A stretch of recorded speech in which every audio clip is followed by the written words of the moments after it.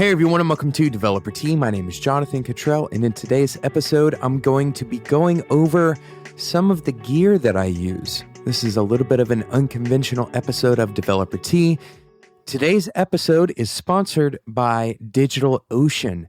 If you are a developer and you're looking for a cloud SSD hosting solution, DigitalOcean very well could be the best solution for you on the market today. You can get started for free. We will talk a little bit more about how you can get a free droplet on DigitalOcean. That's a free server for a month later on in today's episode. But first, I want to jump straight in and start talking about the gear that you are hearing this podcast through, where this audio is coming from my mouth all the way to your ears. First, I should say that we are recording this episode in the middle of January, or near the middle of January of 2016. So if you're listening to this at some point later on in the future, this gear might have changed at that point. But I've received a few requests for this episode, and that's the reason I'm doing it. You may be a developer, and you may be totally uninterested in this gear that I'm getting ready to tell you about, but regardless, I feel like it's interesting enough to talk about, and I believe enough developers out there want to get into recording audio or are interested in how we make the audio at spec, as well as how this specific podcast is created. So I wanted to talk to you about the gear, and we're going to start with the thing that's sitting in front of my face. It is a Shure SM7B. This is a dynamic microphone. Don't confuse it with the SM57. There are two different microphones. The SM7B is a dynamic microphone that was used by Michael Jackson on the Thriller album. And that's kind of the claim to fame, but it's actually been used in many, many other instances since then. The microphone is an incredibly important part of your setup if you are going to be doing audio recording. And this particular microphone has a very low gain output. So if you are going to get an SM7B, make sure you get a decent preamp. We'll talk about the preamp in just a minute. The other stuff that goes into the microphone other than my voice is the sound in the room around me. Now, I am recording in my home. I've kind of converted a room in my home to a studio of sorts, but it's really just an office. I've put up some RLX acoustic padding around the room, and I actually have a sound reflector behind the microphone. It's called a VMS. It's made by Sterling, a voice microphone shield. If you do choose to record and you are recording vocals particularly, it is important that you get the room as quiet as possible. And especially with rooms that are square shaped or that have parallel walls, it's important to make sure that you're dampening the sound from your voice so that it's not echoing too loud. So that's why I have all of the acoustic padding in the room. Of course, there will be links in the show notes to all of this gear that I'm talking about. And I think I should mention that none of the gear that I'm using have I gotten for free or as a result of a sponsorship. I've gotten one piece of gear for a slightly reduced rate for an industry rate, and that is my audio interface. I got my audio interface at the industry rate, which is just a little bit of an incentive for people in the industry to buy into the high-end audio gear that is available. My audio interface is the Claret Pre. It's a Focusrite Claret 8 Pre. It has 8 channels of input, which allows me to record multiple channels if I choose to do so, if I have an interview on site, or if I choose to record music for the podcast. I can do that through the 8 Pre. But I want to back up and talk about the room again. Make sure that we understand the importance of setting up the room. You want to make sure that you are able to start and stop the recording very easily. If you were to watch me record an episode of Developer Tea, it may sound like I am talking all in one string, but there are many times where I have to check my show notes, or I have to go and Google something, or maybe I trip up on my words, and I'm sure you guys have heard me do that on air before, but I try to have that stuff easy to edit out, and I try to re-record if I end up stumbling on my words or, trailing off onto a tangent. So setting up the room so that you are comfortable and that you are able to reach the controls for your digital audio workstation, which we will talk about in just a second, that is an essential part of this process, making sure that you have yourself set up to be able to record and easily control your computer as you are recording. That's an important part of this process. So the SM7B is connected through a Redco cable. The cable is actually Mogami style cable, but I ordered it through Redco. Again, all of these companies will be linked in the show notes. It's shielded by the Sterling Shield. It's sitting on a regular boom stand, a normal boom stand for microphones. I'm currently sitting on an office chair, but I ordered a smart desk, which is arriving next week. So I will be standing while I record in the coming weeks. And in fact, I've stood for a few episodes in the past. I couldn't tell you which ones because I didn't keep track of it, but I've stood for quite a few episodes of Developer Tea in the past, and I hope to stand more in the future as I'm recording. I actually feel much better when I stand. I have a stand-sit desk at work at Whiteboard, and I usually use both of those features throughout the day. I stand more than I sit, but there are many times where I feel like I do need to sit to take some of the weight off of my feet and off of my knees.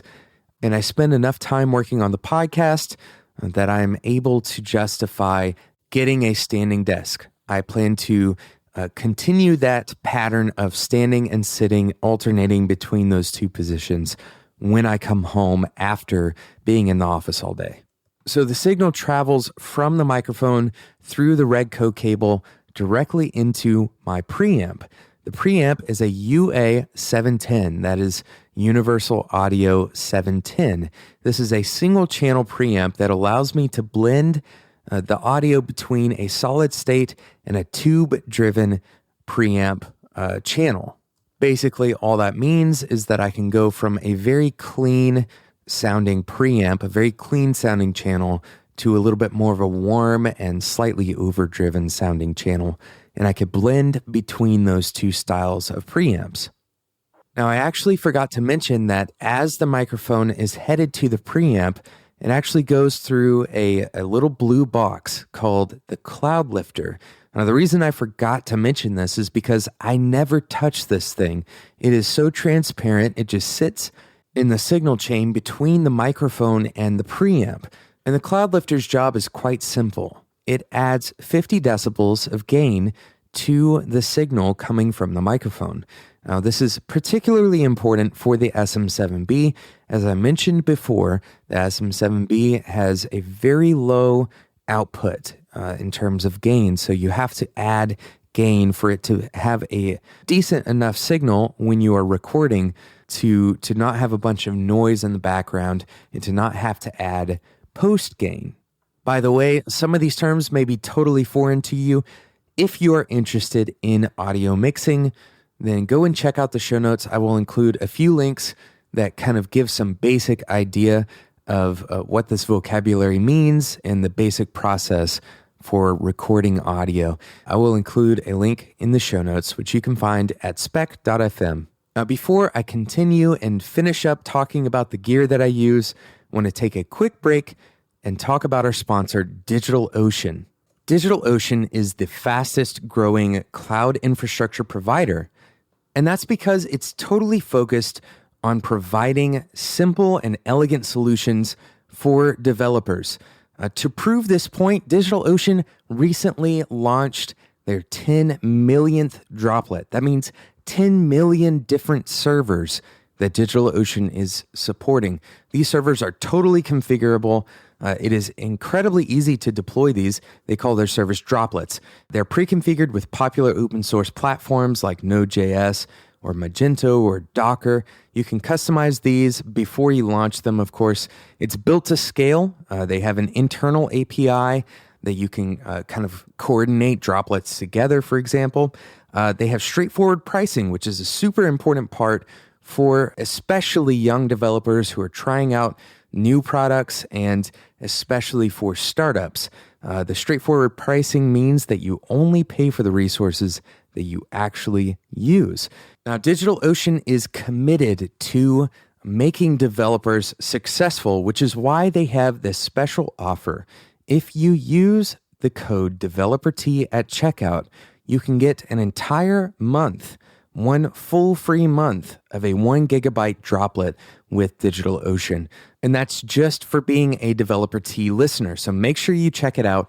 Head over to DigitalOcean.com and use the code DeveloperT at checkout.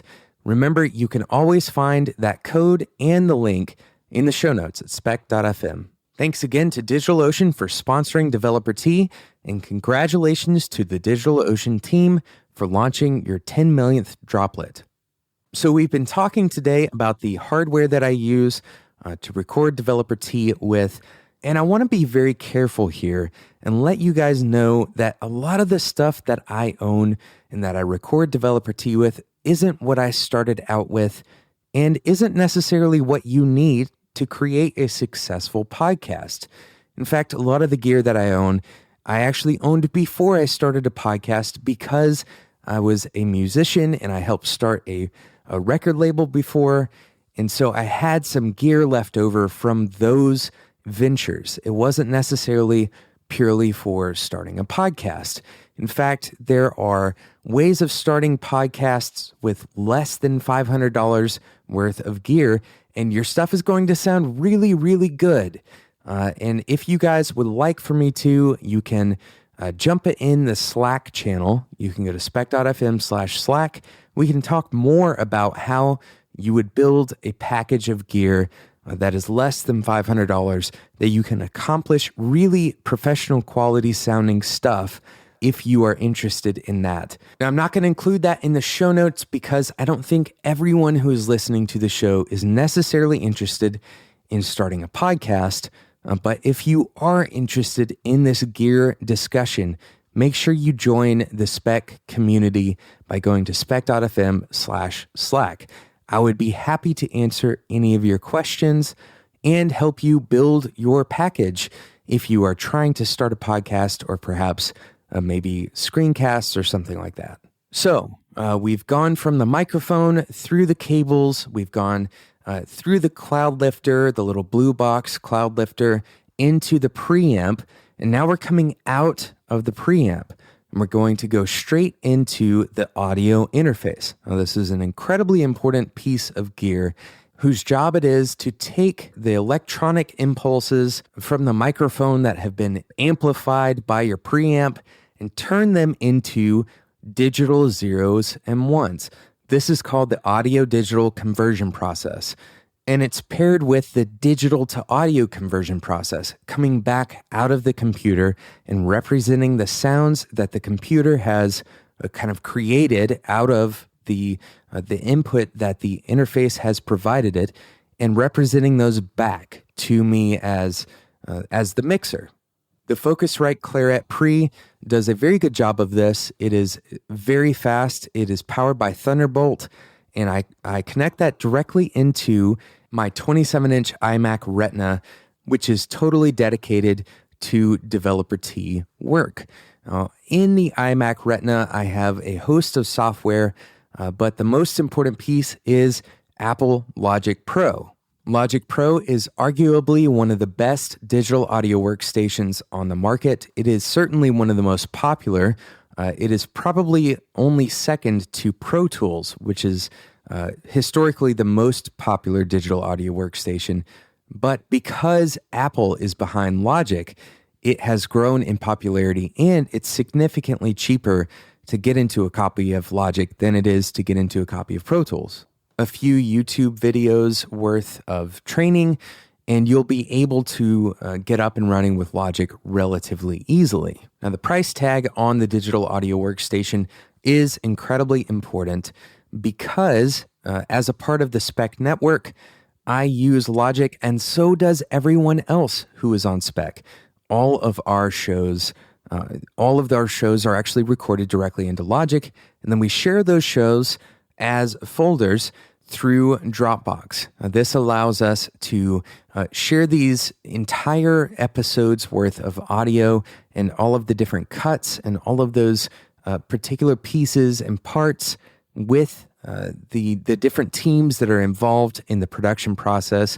Specifically, this episode is going to be edited by Sarah. She edits all of the episodes of Developer Tea, and she uses a couple of plugins that I actually don't have the names for, but I'm going to ask her to send me the links so that I can include them in the show notes so you guys know what plugins my voice is being run through and how she masters those episodes. Now, while I am recording, I am actually listening to my own voice in my own headphones, and I'm wearing a pair of relatively simple in-ear headphones. They are not cheap, but they're not expensive. They're about the quality that I expect the people who listen to this show are using for themselves. Now, with that said, I do own a pair of studio monitors. My monitors are Yamaha HS7s. They are very simple and they sit on top of RLX Mopads, which basically makes the sound coming out of the monitors a little bit cleaner. It keeps it from reverberating through the desk and into the floor, and it just keeps the sound clean and as pristine and flat as possible. And that about sums up the hardware and software side of how I create Developer Tea, all of the gear that I use. I hope for those of you who have been wondering what gear this podcast uses, that this is enlightening and it's interesting to you. And for those of you who are interested in creating podcasts, go and take a look at the gear that I have, but also remember that you don't have to get a lot of expensive gear to get started creating a podcast. Particularly if you are interested in starting a podcast and you want to talk about gear, come and join the Spec Slack community. You can go to spec.fm/Slack. Now, I didn't mention this before, but that Slack community will always be free to you. We will never charge you to be a part of that Slack community, and you can join today just by entering your email. So go and check it out, spec.fm/Slack. Now, while I'm talking about spec.fm, remember all of the show notes for today's episode can be found at spec.fm. And that includes the very special code from today's sponsor, DigitalOcean. That code is Developer Tea. Make sure you go to DigitalOcean.com, and when you check out, enter the code Developer Tea for a full free month on a 1 gigabyte droplet. That's DigitalOcean.com. Remember, DigitalOcean just launched their 10 millionth droplet. There are tons of developers already using this service, and you probably have seen or heard about them before, and now is the time to adopt DigitalOcean as your cloud service provider. Thank you so much for listening to today's episode of Developer Tea, and until next time, enjoy your tea.